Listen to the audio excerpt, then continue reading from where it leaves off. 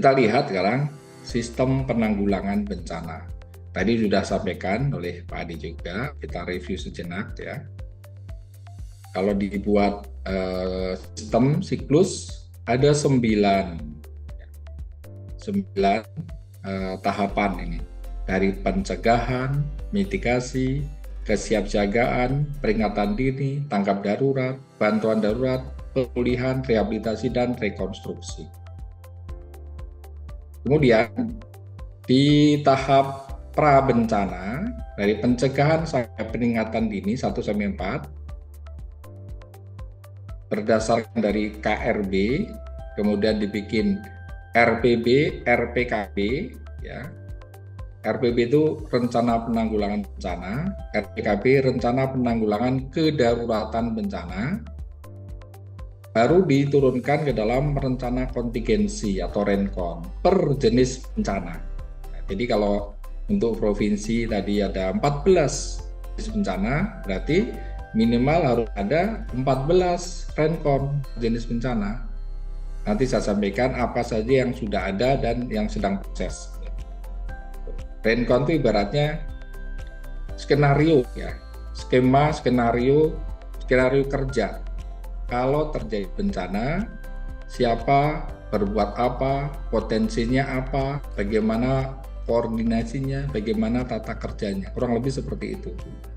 Ya, diharapkan pas ada bencana, tinggal buka itu renconnya. Jadi tidak perlu bertanya-tanya lagi. Walaupun terkadang kenyataan berbeda jauh dengan teori biasanya tuh. Teorinya rencon seperti ini, ternyata di lapangan seperti itu. Tapi setidaknya ada bayangan, ada gambaran ini ya. Rencon seperti apa. Kemudian di tahap tanggap darurat, ya, tadi tahap pertama tahap pra bencana 1-4, di 5 dan 6 adalah tahap tanggap darurat. Ada dari rencon menjadi dasar rujukan disusunnya rencana operasi. Misalnya banjir, dibuka rencon banjir, rencana kontingensi banjir. Di situ ada skenario. Ya, misalnya hari ini jam sekian terjadi banjir besar Sungai X misalnya yang menyebabkan puluhan rumah terendam. Apa yang dilakukan? Bagaimana tugas TNI, bagaimana BPBD, bagaimana sumber dayanya, itu ada di rencon. Ya, diharapkan begitu benar terjadi banjir, rencon itu menjadi dasar. Dibuatnya dokumen operasi, rencana operasi, rencana operasi ya. Bagaimana yang menjadi insiden commander, yang ditunjuk, biasanya ditunjuk apakah Bapak atau Ibu Sekda, apakah Kapolres, apakah Dandim, ya. Ini gimana kepala daerah yang menunjuknya itu. Langsung dikepalai wali kota, itu gimana kepala daerah, insiden komander. Tapi biasanya menunjuk pejabat di bawahnya, apakah itu Kapolsek, apakah itu Kapolres, apakah Dandim kabupaten kota ya, apakah Sek atau Kalak, ditunjuk insiden komander. Kemudian di tahap yang ketiga, pra bencana, tanggap darurat, dan pasca bencana.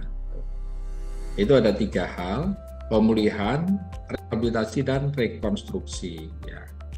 Ada lagi dokumen di sana, dokumen R3P namanya, dokumen rencana rehabilitasi dan rekonstruksi pasca bencana. Ini disusun berdasarkan pengkajian kebutuhan pasca bencana. Jadi tim nanti lintas sektor, menyusun rencana kebutuhannya apa saja. Misalnya tanggul yang jebol, ya tadi mitigasi struktural, butuh dananya berapa. Misalnya rencana apa? Relokasi misalnya, butuh tanah pembebasan, rencananya di mana. Nah, ini dituangkan dalam dokumen R3P. Jadi diharapkan R3P ini setidaknya mengatur juga sektor pemukiman, infrastruktur, sosial, ya, sektor ekonomi produktif, dan lintas sektor lainnya, dokumen R3P. Ini dari sistem penanggulangan bencana ini, setidaknya ada 3 dokumen ya. Rencon, Renop, dan R3P. Yang tadi di awal, KRB, PRB, RPKB, Rencon. Itu ada di tahap pra-bencana. Pas bencana, dokumen Rencon, pasca bencana, dokumen R3P. Ini banyak dokumen-dokumen yang saya waktu awal-awal juga, wah itu banyak sekali nih, jadi perlu pemahaman tersendiri nih. Dari mana mulainya, dari mana ujungnya. Tapi pelan-pelan ya, kita belajar, mengikuti diklat, bimbingan BNPB, ya ini mulai paham nih. Oh ternyata ini, karena kita di Pemda kan kerjanya berpindah-pindah Bapak Ibu ya.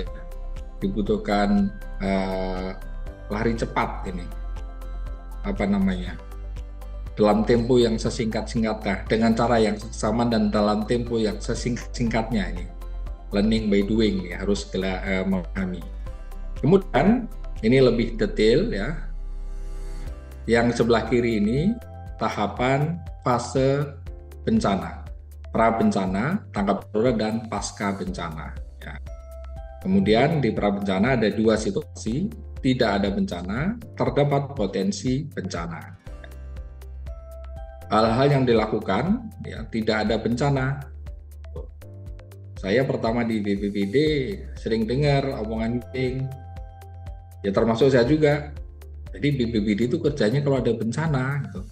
Kalau nggak ada bencana tidur ya BPBD ya. Ya nggak seperti itu, Bapak Ibu ya. Ini kalau tidak ada bencana nih, justru anggaran kami lebih banyak di tahap pra bencana ini. Untuk perencanaan pencegahan, penanganan risiko, pendidikan, pelatihan, penelitian, penataan tata ruang, mitigasi, kesiapsiagaan, ya, deteksi dini. Gitu. Ini anggaran untuk EWS saja lumayan itu. Di kantor BPBD ada alat-alat early warning system, bahwa penanggulangan bencana kita mengacu kepada kesepakatan nih, Sunday Framework for Disaster Risk Reduction 2015-2030. Ada 7 target global. Ini dari di Jepang nih Bapak Ibu ya. Semacam apa ya? Semacam kesepakatan internasional lah ya.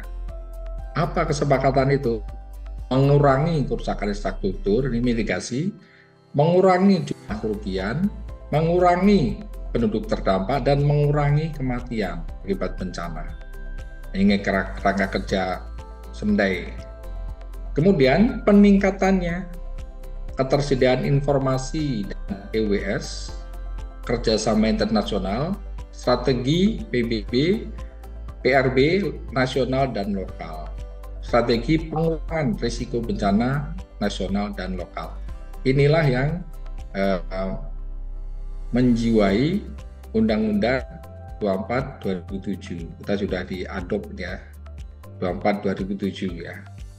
Bagaimana mengurangi mitigasi dan bagaimana meningkatkan kapasitas. Rehat sejenak kita, silakan nanti setelah ini Bapak Ibu bisa download di handphone masing-masing. BNPB mengembangkan aplikasi Inaris Personal ya. Inaris ada di Google Play Store. Di sana Bapak Ibu bisa tahu nanti apabila bepergian ke suatu daerah bisa ketahuan